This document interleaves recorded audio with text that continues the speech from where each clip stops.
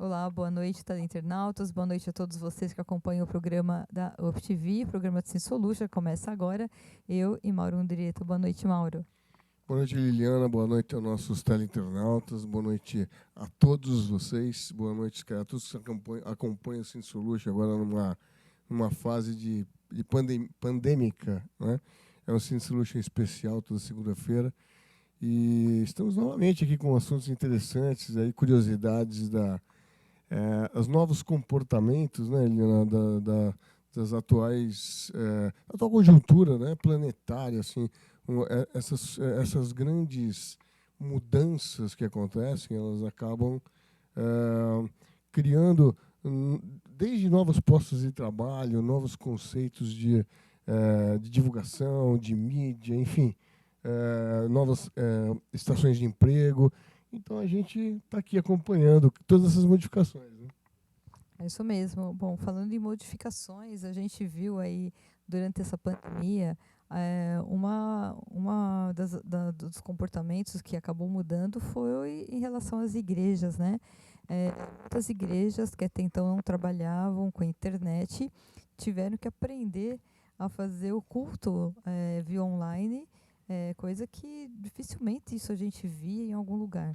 Na Eles verdade, tinham uma experiência, né, em termos de TV, né, que é bem diferente de internet, né? TV, A né? TV aberta, principalmente a TV evangélica, Sim, alguma sim. coisa da católica, mas a web é outra pegada, tem uma dinâmica totalmente diferente. Todo mundo teve que reaprender muita coisa aí. E hoje, justamente, o tema dessa pauta é falando sobre as igrejas e as mídias sociais.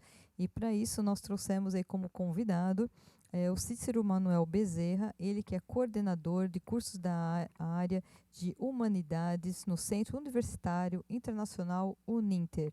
Vamos dar boa noite para ele. Boa noite, Cícero, muito obrigada pela sua participação no programa Sim Solution. Seja super bem-vindo aqui. Muito boa noite a todos. É um prazer estar conversando com vocês. E vocês que estão conectados, né? Esse novo conceito de comunicação e de TV via as redes sociais e via web. Então, eu acho que eu estava lendo na chamadinha de vocês ali a TV do futuro, né? Exatamente. Então, eu acho que o caminho é esse aí, é uma TV um pouco mais intimista, né? Um pouco mais próxima, né? Daqueles que estão conectados.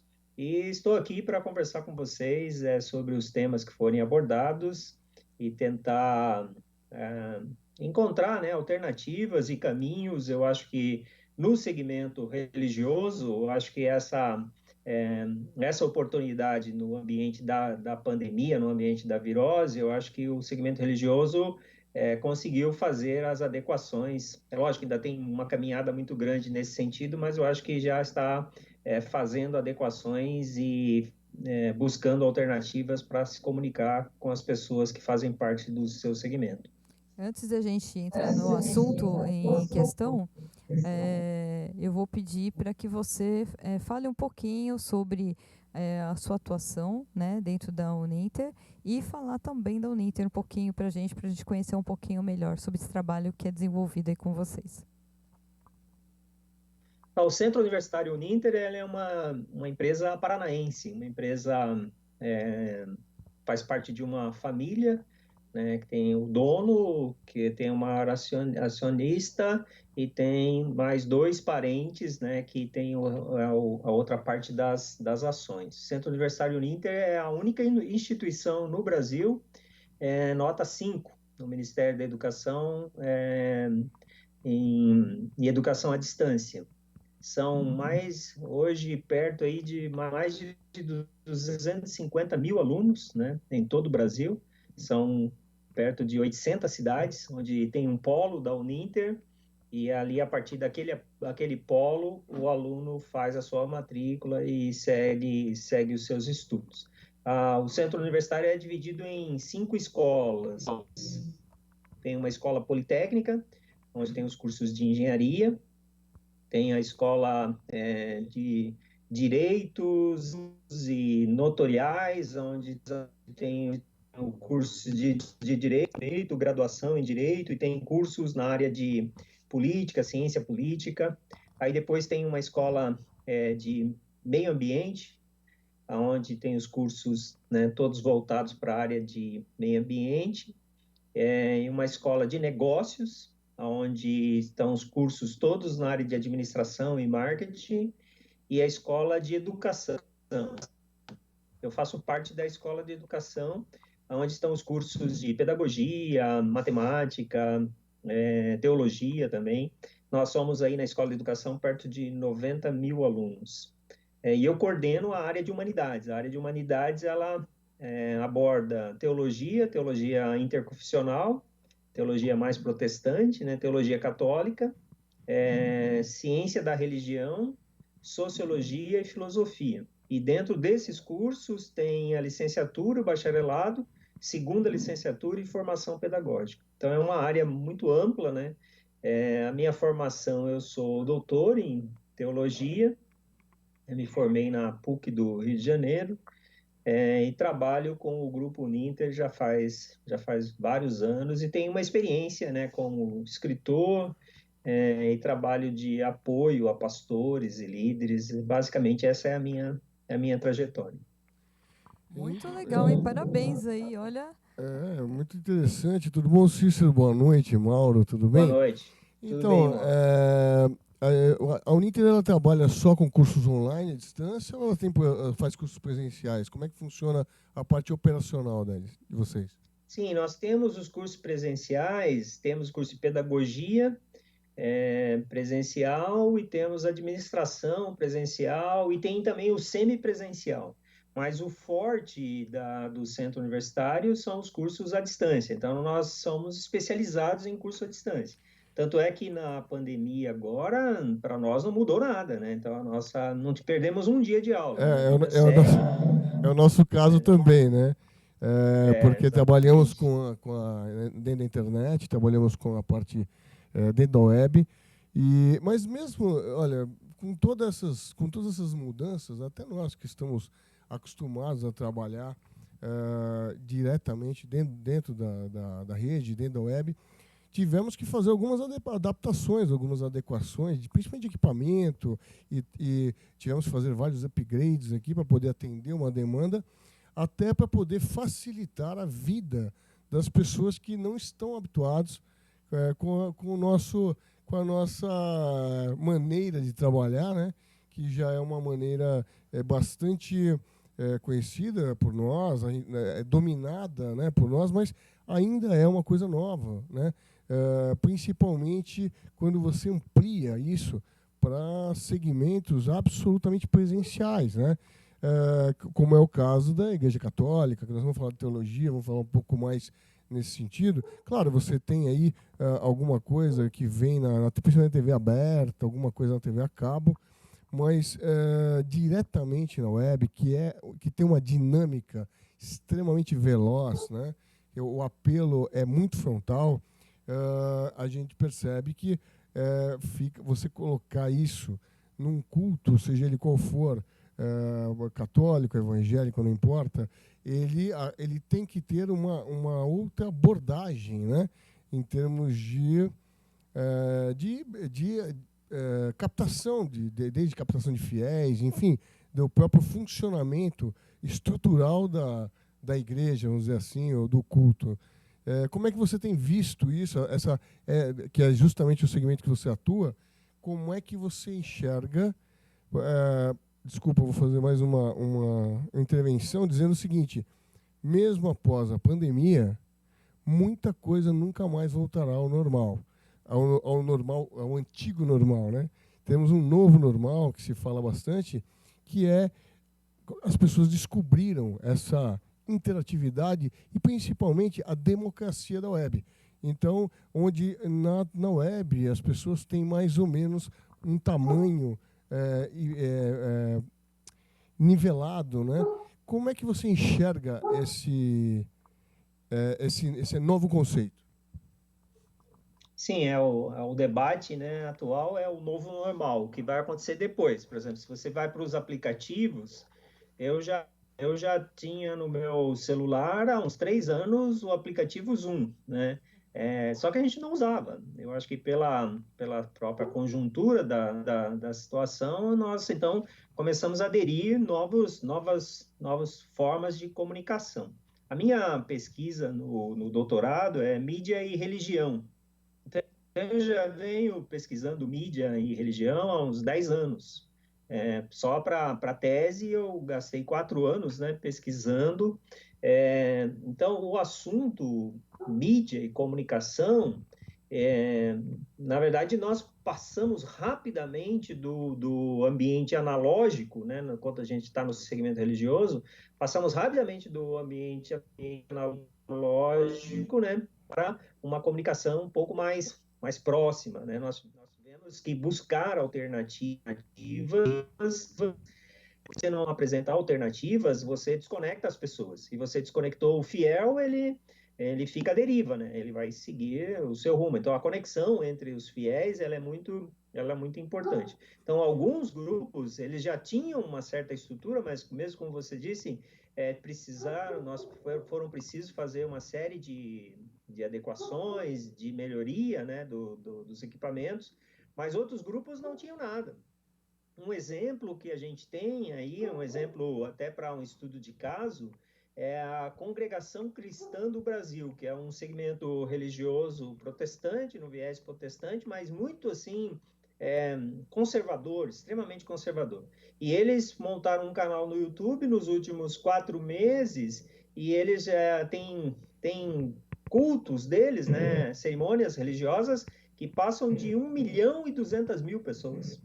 Então, você vê, para um segmento bem conservador mesmo, bem assim, no modelo antigo, né? Para você ter ideia, nas suas cerimônias, os homens sentam do lado, as mulheres sentam do outro, as mulheres usam um véu na cabeça, coisa assim. Então, eles fizeram uma adaptação, assim, muito rápida, né? Para poder comunicar com os seus fiéis. Então, o segmento religioso e essa necessidade da aproximação, ela já é assim discutida já há um bom tempo, né? Como é que você comunica os valores, os princípios da fé com o cidadão que mora em Copacabana, como o cidadão que mora em Nova York. Então, esse mundo veloz, né? Esse mundo tecnológico, esse mundo virtual. Então, como é que essa pessoa ela vai aprender, dialogar, estudar a respeito dos princípios da fé? Tanto é que, por exemplo, no segmento religioso, a minha área que eu trabalho na universidade é o segmento religioso. É uma das áreas que mais cresce, né? Os cursos que mais cresce. Hoje nós temos no Centro Universitário Uninter o maior curso de teologia à distância do Brasil, né, com nota 5 no MEC. Né? Então, para você ver como esse avanço tem acontecido. E acontece de forma eficiente, né? Porque, como eu falei, no mundo globalizado, a informação via web ela tem um alcance muito maior, mas também ela tem uma dispersão muito rápida. Ou seja, se a gente não encontrar ferramentas necessárias para realmente trazer aquele... Porque é mais fácil presencialmente você... a energia da fé, da religião, dos dogmas de cada religião, enfim, mesmo as tradicionais, as mais liberais, acaba sendo a maneira de se comunicar com o seu fiel e de agregar mais fiéis, né? Porque esse é o grande segredo, né? Você trazer os fiéis para a sua igreja, e primeiro para a sua religião, depois para a sua igreja específica, né? Onde você está no mundo globalizado e a pessoa está lá em Nova York, como você falou, está em Paris, e então esses braços aumentam muito, e ao mesmo tempo você tem uma fala quase que pessoal, né? Porque é a pregação para uma pessoa, ele se sente assim, porque ele não está mais em conjunto, na maioria das vezes, ele está ali na frente de um equipamento, onde ele está ali sozinho, ele não está mais numa igreja, ele não está mais em algum lugar onde ele está ouvindo aquilo coletivamente. O ambiente mudou muito, né? Eu acho que o ambiente virtual, ele se consolida a partir do momento que o indivíduo ele se identifica, que ele percebe que ele pertence, entendeu? Então, eu pertenço ao tal grupo, e eu acho que a nossa tendência nesses ambientes, por exemplo, se você pega Brasil, pega América Latina 50 anos atrás, era um continente rural, né? Se você pegar a América Latina hoje, São Paulo 92% do estado de São Paulo é urbano. Rio de Janeiro, 96% é urbano. Então, o continente é um continente urbano. Então, esse cidadão, esse senso de pertencimento a um grupo, por exemplo, ele pode pertencer ao grupo de motociclistas lá do bairro dele, ele pode pertencer àquela comunidade que recupera animais que são que os donos soltam nas estradas. Então, o que eu quero dizer é o seguinte, que esse senso de pertencimento, ele vai se reforçando a partir do momento que o indivíduo se identifica com uma determinada causa. Então, nesse sentido, aqueles estrategistas religiosos, eles precisam deixar as suas causas muito claras. Se você vai no Papa Francisco, você vai ver, né, a opção pelo pobre, a chamada dele para fraternidade, para misericórdia, né, para o cuidado do indivíduo. Então, as causas elas vão sendo bem claras. E quando você vai para Jesus, que é o referencial cristão, também as causas de Jesus eram bem claras, né? A verdadeira religião é cuidar do quê? Do órfão, do pobre, da viúva e do estrangeiro. Então, esses valores, esses pilares, eles precisam ser muito bem definidos. Agora, qual é o desafio? Se você me pergunta.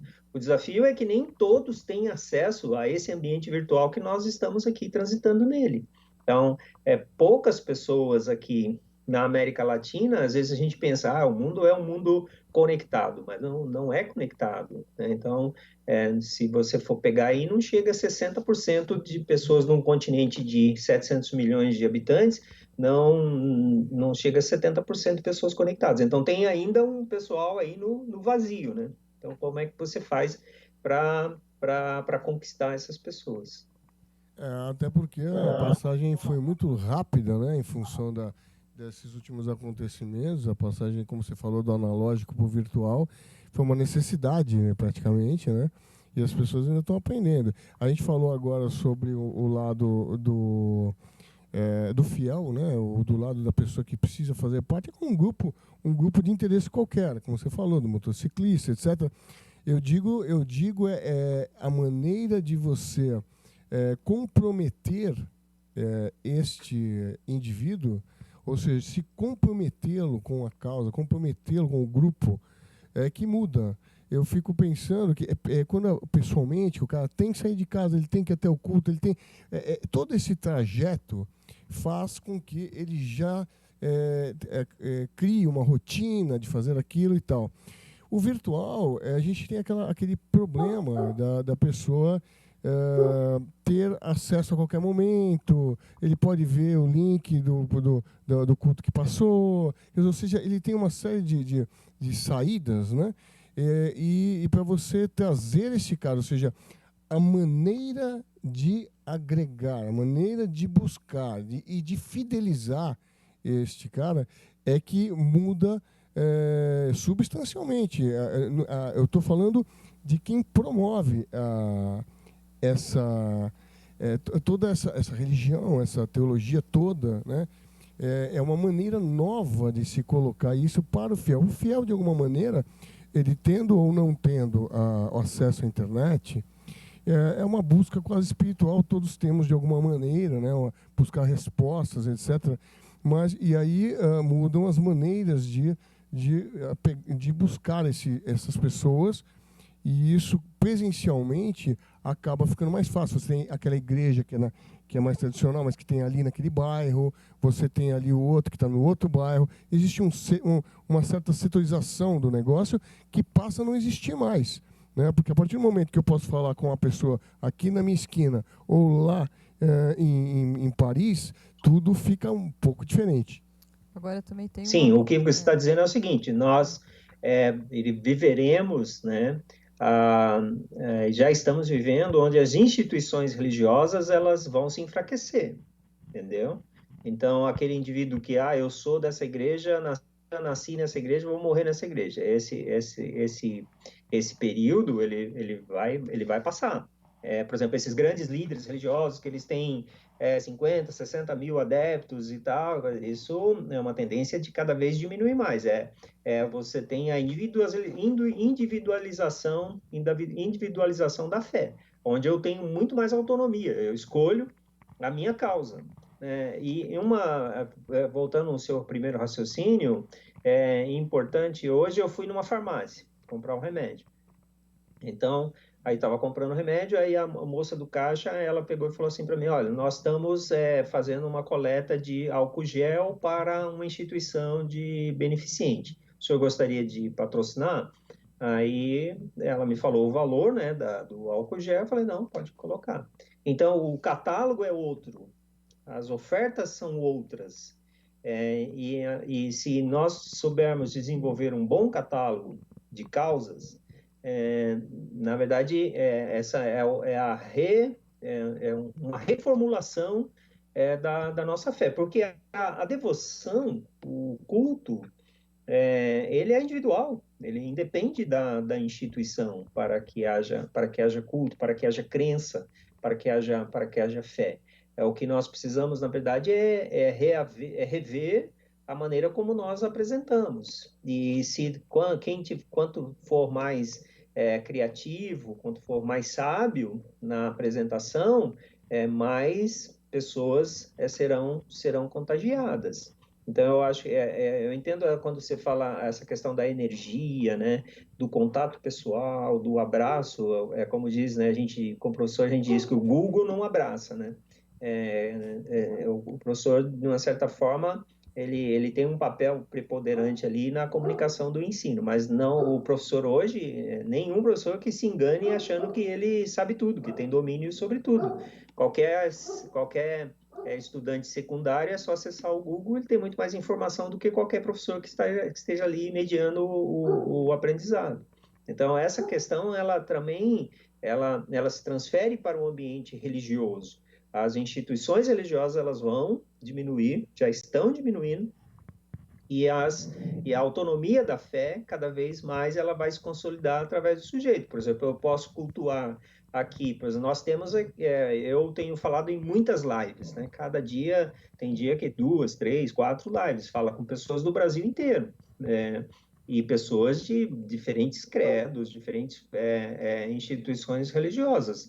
Na verdade, assim, as pessoas elas vão criando outro referencial de identificação. Uma coisa que eu queria estar comentando é que, assim, eu tenho uma mãe, né, que frequenta a igreja a vida inteira, né? Até quando viaja, acontece dela ir, qualquer lugar que ela esteja, ela não deixa de assistir uma missa sequer, né? Ela é super religiosa e tal. E 83 anos. Então, assim, eu vejo que também houve uma dificuldade bastante grande das pessoas que costumavam, né, frequentar a igreja. A grande parte delas são da terceira idade, que não tinha qualquer vivência com computador, com internet, mal sabiam mexer no celular, né? E isso daí também eu vi que houve um esforço muito grande da parte de todas, né? De todas essas pessoas acima de 80 anos, 70 anos, para não ficar fora do culto, poder se conectar de alguma forma, né? E isso eu também achei uma inovação bastante bacana, eu vê-la, né, mexendo no Facebook e tudo mais, que coisa que ela abominava, falava que jamais que ela ia ter um Facebook. E ela, para assistir a missa, ela teve que entrar no Facebook, se ela quisesse assistir, né? Então, isso eu achei muito legal também. Então, assim, na verdade, de alguma forma, tanto as igrejas como essas pessoas da terceira idade evoluíram muito nesse sentido, né? E trouxeram também inovação para dentro de casa e tudo mais, para a vida delas também. E para você ver como essas coisas são muito rápidas, né? Aquilo que a gente estava conversando há pouco. Eu tenho um pastor conhecido que ele é coordenador de uma rede de 48 igrejas. E essas 48 igrejas, elas eram totalmente analógicas, não tinham nada do ambiente tecnológico e virtual, como nós estamos mencionando. E em uma semana eles tiveram que fazer toda a adaptação, comprar equipamentos, comprar câmeras, comprar pedestal, comprar aparelhos, né, microfones de lapela, eles tiveram que fazer todas as adaptações, ou eles fazem as adaptações, ou eles deixam de comunicar. Então, eu acho que esse movimento ele é muito rápido. Aí eu sou de uma geração que não tinha aparelho celular, né, telefone celular. Sim. Então, hoje, uma criancinha que nasce numa era digital, né, já nasce teclando, já nasce passando o dedinho, é praticamente impossível pensar em viver sem estar conectado num aparelho digital. Então, eu acho que essa transição das gerações, das pessoas com mais idade, tipo o que você mencionou da sua mãe, ela é uma que acontece muito rápido, mas só que também os estrategistas, né, da religião e da fé, eles têm que lembrar que tem um pessoal aí também que também no limbo, né? Tem um pessoal que não conecta. Hoje mesmo eu recebi umas pesquisas de um instituto falando sobre o índice de conexão, de como as pessoas elas têm feito acesso, e tem uma parcela significativa aí da população que não tem acesso à comunicação religiosa. Então, um detalhe importante que nós não podemos esquecer, né, Cícero, que todas essas igrejas, todas essas religiões se mantêm através de doações, através do fiel ali daquela igreja especificamente, né? Então, cada igreja tem a sua arrecadação, seja ela católica, seja ela, enfim. A partir do momento que você torna isso virtual, os estrategistas que voltados para a teologia vão ter que começar a pensar, porque, veja só, como você falou, haverá vai horizontalizar a religião, ou seja, você não terá mais picos de igrejas tão poderosas ou personagens tão poderosos e precisa não sobreviver, né? Então, como é que vai ser, como faz no YouTube, né? Monetizar o culto? Como é que existe algum... não é engraçado, mas você vai ter que começar a encontrar outras estratégias, né? Porque isso é extremamente importante, porque a religião vive de doação, né? A religião ela vive da doação do fiel. Agora, o que vai acontecer é o seguinte, como eu estou te dizendo, isso a gente já está estudando, eu estudo a diminuição das instituições há 20 anos. Né? Quem estuda já sabe que as instituições elas vão diminuir. Se você pega 500 anos da Igreja Católica, a força que a Igreja Católica Romana ela tinha no mundo, a Igreja Católica Romana tinha Papa que era imperador, né? Então você vê como ela vem diminuindo. Se você pegar a Igreja Católica Romana, 500 anos depois da Reforma Protestante, como que a Igreja Católica Romana ela diminuiu a sua influência? Aí você tem a separação da Igreja e Estado, lá na Revolução Francesa, etc. Então, é uma tendência da religião como instituição diminuir. Agora, as adequações são feitas.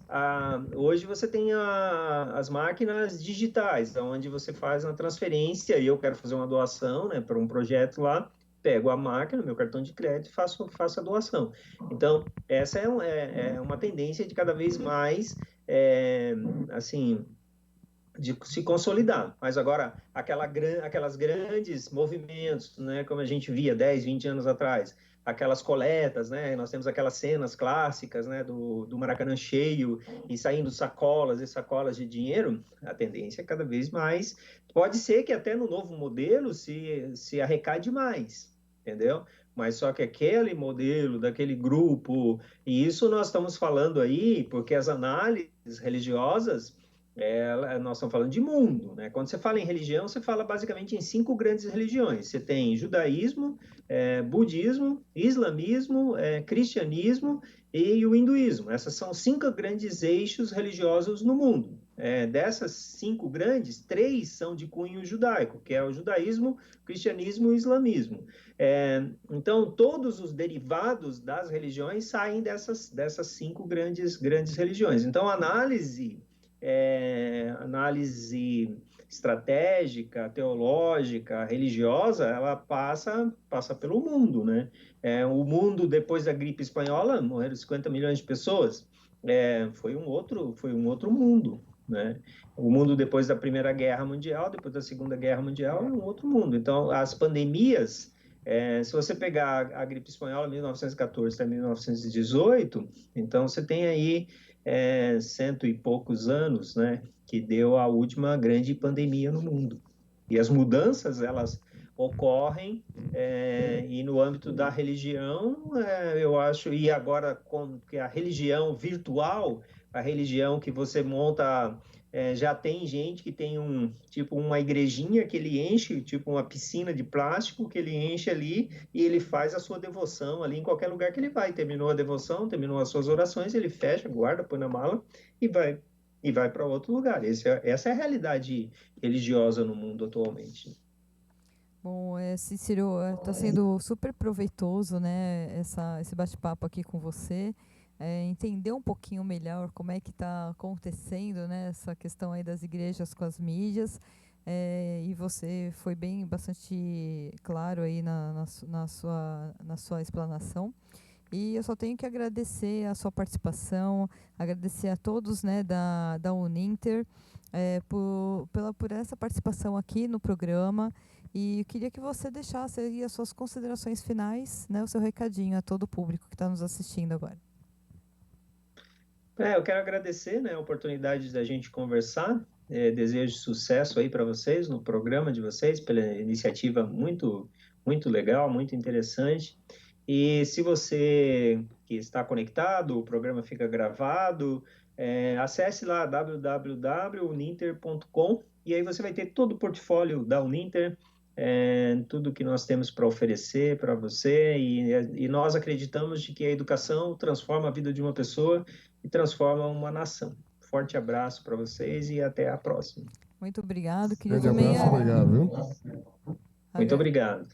Eu queria também agradecer a Dinamara Pereira Machado, que ela também faria uma participação hoje, mas fica o convite a você, Dinamara, para a gente estar aí juntos, né, numa outra oportunidade. Você sempre será muito bem-vinda aqui na UpTV. Muito obrigada e vamos aí para um breve intervalo, rapidinho a gente volta com mais bate-papo aqui no programa Synth Solution.